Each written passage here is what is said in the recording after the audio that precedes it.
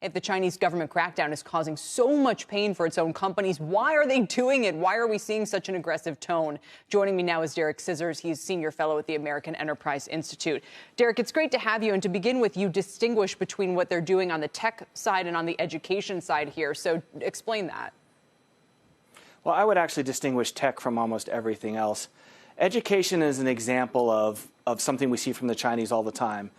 This sector is expanding too quickly. They're chasing money too quickly, too much, according to the government, of course. We have some complaints from consumers. Everybody calm down.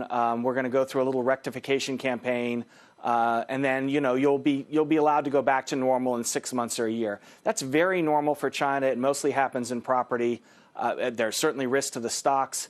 But the sector should be calmer if you look forward a year. Tech is different because it's really about a sea change. The Chinese have said, we need to control the data.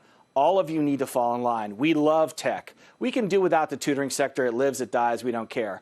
Tech, there's going to be a booming tech sector in China, but under our rules. So they're happening at the same time. People are putting them together. That's totally understandable. But the projection for education is more like a return to normal in a year. And tech is going to thrive, but you better fall in line. What do you make of the timing of all this? This morning as well, I think Didi got a downgrade on concerns about Chinese regulation and, they're running afoul of the government. We've talked at length about how they IPO'd on the day of the Chinese Communist Party anniversary. And in retrospect, that looks like a very bad idea. And they had been warned. But it seems like since that date, and maybe we should expand the time horizon back to when Jack Ma gave that speech last fall and sort of initially raised the ire of the Chinese Communist Party. What sequence of events here is playing out? What's the catalyst? Where is it going? Or are we just lumping these all together because they're happening all at once and there's not actually any connection? I do think there's a connection within tech, and I think you hit two of the events. The Chinese tried to warn everyone by delaying the Ant IPO because, in part because Xi Jinping was mad at Jack Ma.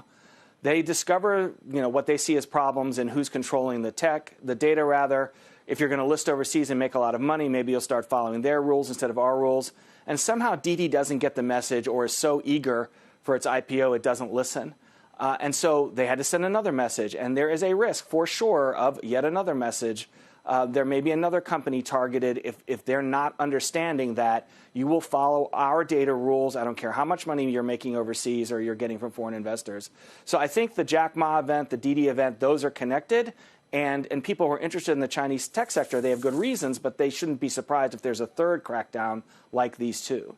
Probably the biggest Chinese tech name at this point for U.S. investors is Alibaba. What are your thoughts about that? The risks that they're exposed to now, the growth prospects, like you said, if in the long run it's definitely in the Chinese interest to have these tech behemoths, they would, again, seem to be one of the most notable cases. Yeah, there's too much money in Alibaba. I don't see that much downside risk. There's too much money, foreign money in Alibaba for the Chinese want to cut that conduit off. That money benefits the entire Chinese economy.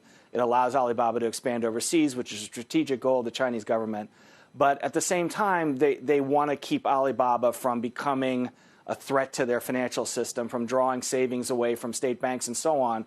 So, the downside risk for Alibaba, I think, is somewhat limited, but so is the upside gain because regulators don't want Alibaba to be that large and that profitable. At some point, you could see pressure for a split, divide the company up, where both companies look pretty good, but they don't have the same size and reach. I think that's where Alibaba is. It's too big to fail, but in China, you can also be too big to succeed. Does that mean some of these Chinese tech names in particular are becoming utilities? In other words, trading almost like bonds? I know that seems insane to say after the past 12 months, but going forward, if the downside and upside is capped, if they're effectively extensions of the state, then they have both monopoly protection, but also not that much downside. Right. That's going to be part of the sector. I think that's well put for what part of the sector looks like. If you have data the state considers especially valuable, your operations are going to be restricted, and therefore, your upside is going to be limited. And that's really the investor evaluation that has to go on in Chinese tech sector. Are you backed by the state and strategic, and there's a huge Chinese market? Great. Do you have data the government's going to control, which is going to mean they're looking over your shoulder, mean foreign regulators are unhappy with your operation in their market because they think you're going to turn the data back to China? That's going to cap your upside. So you have that certainly right for part of the sector. Some of these stocks are not going to be growth stocks. And the key there that we've seen recently is how sensitive is the data that they have rather than their basic commercial prospects. Activity.